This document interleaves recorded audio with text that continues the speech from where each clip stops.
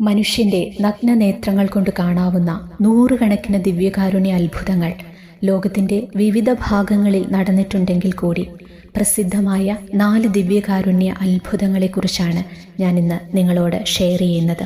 പ്രാർത്ഥനാപൂർവ്വം നമുക്കിത് ശ്രവിക്കാം. ഇത് കേട്ടുകൊണ്ടിരിക്കുമ്പോൾ നമുക്ക് പ്രാർത്ഥിക്കാം. ഓ ഈശോയെ, വിശുദ്ധ കുർബാനയിലുള്ള യേശുക്രിസ്തുവിൻ്റെ സാന്നിധ്യം ഞാൻ തിരിച്ചറിയുന്നു, വിശ്വസിക്കുന്നു.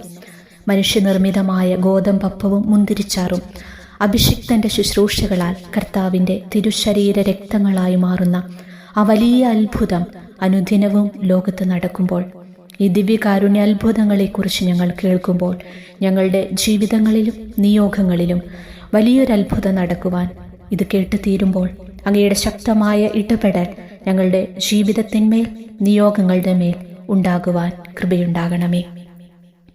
8-ാം നൂറ്റാണ്ടിൽ ഇറ്റലിയിലെ ലാൻസിയാനോയിൽ നടന്ന ദിവ്യകാരുണ്യ അത്ഭുതം. 8-ാം നൂറ്റാണ്ടിൽ നടന്ന ദിവ്യകാരുണ്യ അത്ഭുതമാണിത്. തെക്കൻ ഇറ്റലിയിലെ ലാൻസിയാനോ പട്ടണത്തിൽ സ്ഥിതി ചെയ്യുന്ന വിശുദ്ധ ലെഗോൺഷ്യനും വിശുദ്ധ ഡൊമീഷ്യനും പ്രതിഷ്ഠിക്കപ്പെട്ട ദേവാലയത്തിൽ ഒരു ബ്രസീലിയൻ സന്യാസ പുരോഹിതൻ വിശുദ്ധ കുർബാന അർപ്പിച്ചുകൊണ്ടിരിക്കുകയായിരുന്നു. വിശുദ്ധ കുർബാന അർപ്പിച്ചുകൊണ്ടിരുന്ന വൈദികന് പെട്ടെന്നൊരു സംശയം. താൻ അർപ്പിച്ചുകൊണ്ടിരിക്കുന്ന വിശുദ്ധ കുർബാനയിൽ യേശുവിൻ്റെ യഥാർത്ഥ സാന്നിധ്യമുണ്ടോ?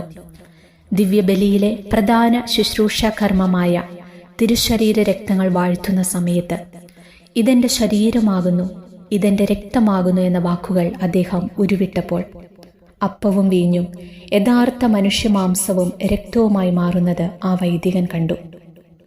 കുറച്ചു ദിവസങ്ങൾക്ക് ശേഷം നോക്കിയപ്പോൾ കട്ടപിടിച്ച രക്തം പല വ്യത്യസ്ത ആകൃതിയിലും മാതൃകയിലുമുള്ള 5 തുള്ളികളായി പിളർന്നിരിക്കുന്നതായി കാണപ്പെട്ടു. ഈ അത്ഭുതത്തെ പറ്റിയുള്ള വാർത്ത പെട്ടെന്ന് തന്നെ പരന്നപ്പോൾ നാട്ടിലെ ആർച്ച് ബിഷപ്പ് ഒരന്വേഷണം നടത്തുകയും സഭ ഇതൊരു ദിവ്യകാരുണ്യ അത്ഭുതമായി അംഗീകരിക്കുകയും ചെയ്തു.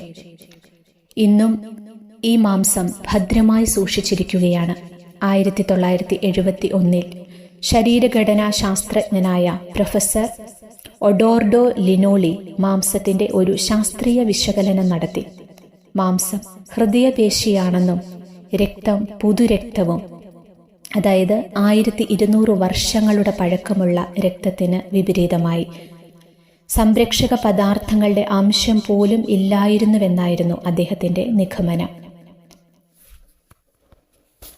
ഇറ്റലിയിലെ ലാൻസിയാനോയിലെ സാൻ ഫ്രാൻസിസ്കോ പള്ളിയിലുള്ള ഈ അത്ഭുത മാംസവും രക്തവും നമുക്കവിടെ ദർശിക്കാവുന്നതാണ്. 13-ാം നൂറ്റാണ്ടിൽ ബോൾസിയാനയിൽ നടന്ന ദിവ്യകാരുണ്യ അത്ഭുതം.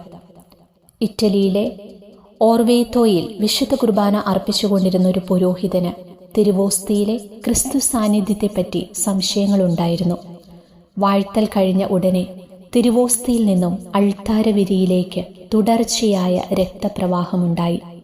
പുരോഹിതൻ അതിവേഗം പട്ടണത്തിലുണ്ടായിരുന്ന പോപ്പിനെ സന്ദർശിച്ച് തൻ്റെ അവിശ്വാസ കുറ്റം ഏറ്റുപറഞ്ഞു. ഓർവേത്തോയിലെ കത്തീഡ്രൽ പള്ളിയിൽ ഈ അത്ഭുത തുണി ഇന്നും പ്രദർശനത്തിന് വെച്ചിട്ടുണ്ട്.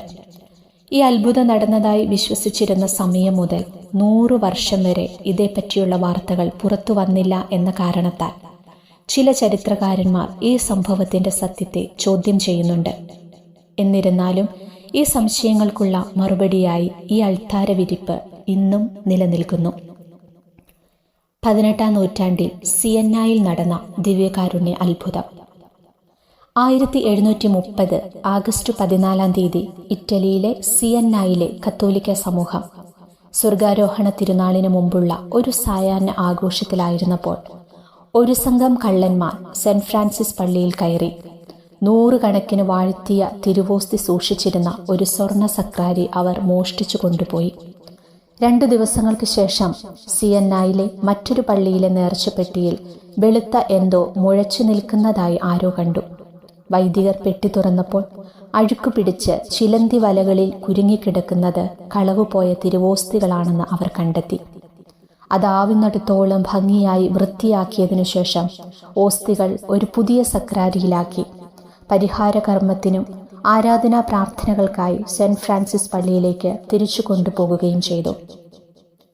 ഓസ്തികൾ വൃത്തിഹീനമായിരുന്നതിനാൽ ഭക്ഷിക്കാൻ അനുവദിക്കാതെ തനിയെ ദ്രവിച്ചു പോകുവാനായി വയ്ക്കുവാനാണ് പുരോഹിതർ തീരുമാനിച്ചത്. ഏതാനും പതിറ്റാണ്ടുകൾക്ക് ശേഷം കണ്ട കാഴ്ച ഏവരെയും അമ്പരിപ്പിച്ചു. ഓസ്തികൾ ദ്രവിച്ചു പോയില്ല, പിന്നെയോ പുതിയതുപോലെ അത് അവശേഷിച്ചിരിക്കുന്നു.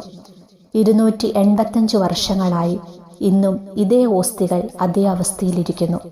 ഇറ്റലിയിലെ സെയ്നായിലെ ഇപ്പോഴത്തെ സെന്റ് ഫ്രാൻസിസ് ബസിലിക്കയിൽ ഇവ ഇന്നും കാണാവുന്നതാണ്. 13-ാം നൂറ്റാണ്ടിൽ സാന്റാമിൽ നടന്ന ദിവ്യകാരുണ്യ അത്ഭുതം. 13-ാം നൂറ്റാണ്ടിൽ പോർച്ചുഗലിലെ സാന്താരിൽ ജീവിച്ചിരുന്ന ഒരു സ്ത്രീ തൻ്റെ ഭർത്താവ് അവിശ്വസ്തനായിരുന്നതിനാൽ ഏറെ അസ്വസ്ഥയായിരുന്നു. ഇതിനു പരിഹാരം കാണാനായി അവൾ ഒരു ദുർമന്ത്രവാദിനിയെ സമീപിച്ചു. സേവനങ്ങളുടെ വിലയായി ആ മന്ത്രവാദിനി ചോദിച്ചത് ഒരു വാഴ്ത്തിയ ഓസ്തിയായിരുന്നു. സെന്റ് സ്റ്റീഫൻ പള്ളിയിലെ കുർബാനയിൽ പങ്കെടുത്ത സ്ത്രീ ഓസ്തി നാവിൽ സ്വീകരിച്ച ശേഷം അത് വായിൽ നിന്നെടുത്ത് ഒരു തുവാലയിൽ പൊതിഞ്ഞ് പള്ളിയുടെ കവാടത്തിലേക്ക് നീങ്ങി. പക്ഷേ പുറത്തു കടക്കും മുമ്പ് ഓസ്തിയിൽ നിന്നും രക്തം വരാൻ തുടങ്ങി. വീട്ടിലെത്തിയപ്പോൾ രക്തം പുരണ്ട ഓസ്തി അവർ ഒരു ലോഹപ്പെട്ടിയിലാക്കി. അന്നു രാത്രിയിൽ പെട്ടിയിൽ നിന്നും ഒരത്ഭുത വെളിച്ചം പുറപ്പെട്ടു. ചെയ്തുപോയ തെറ്റിൽ അവർ പശ്ചാത്തപിച്ചു. പിറ്റേന്ന് രാവിലെ അച്ഛനോട് അവൾ കുമ്പസാരം നടത്തി. അച്ഛൻ അവരുടെ വീട്ടിലെത്തി. വീണ്ടെടുത്ത ഓസ്തി പള്ളിയിലേക്ക് തിരിച്ചു കൊണ്ടുപോകുകയും ചെയ്തു. സൂക്ഷ്മ അന്വേഷണങ്ങൾക്ക് ശേഷം അത്ഭുതമായി അംഗീകാരം ലഭിച്ചു കഴിഞ്ഞപ്പോൾ പള്ളിയുടെ പേര് Church of the Holy Miracle എന്ന് മാറ്റപ്പെടുകയും ചെയ്തു. രക്തം പുരണ്ട ഈ ഓസ്തി ഇന്നും പ്രദർശനത്തിന് വെച്ചിട്ടുണ്ട്. പ്രിയമുള്ളവരെ, ലോകത്തിൻ്റെ വിവിധ ഭാഗങ്ങളിൽ ഇതുപോലുള്ള അനേകം ദിവ്യകാരുണ്യാത്ഭുതങ്ങൾ നടക്കാറുണ്ട്. മനുഷ്യനേത്രങ്ങളെ സ്തബ്ധരാക്കുന്ന ഈ ദിവ്യകാരുണ്യ അത്ഭുതങ്ങൾ അനേകം അവിശ്വാസികളെയും അന്യമതസ്ഥരെയും കത്തോലിക്ക വിശ്വാസത്തിലേക്ക് കൂട്ടിക്കൊണ്ടുവന്നിട്ടുണ്ട്. എന്നിരുന്നാലും വിശുദ്ധ കുർബാനയിൽ സന്നിഹിതനായ യേശുവിനെ ആഴമായി വിശ്വസിക്കാത്ത അനേകരുണ്ടെന്നത് ഏറെ വേദനിപ്പിക്കുന്ന ഒന്നാണ്.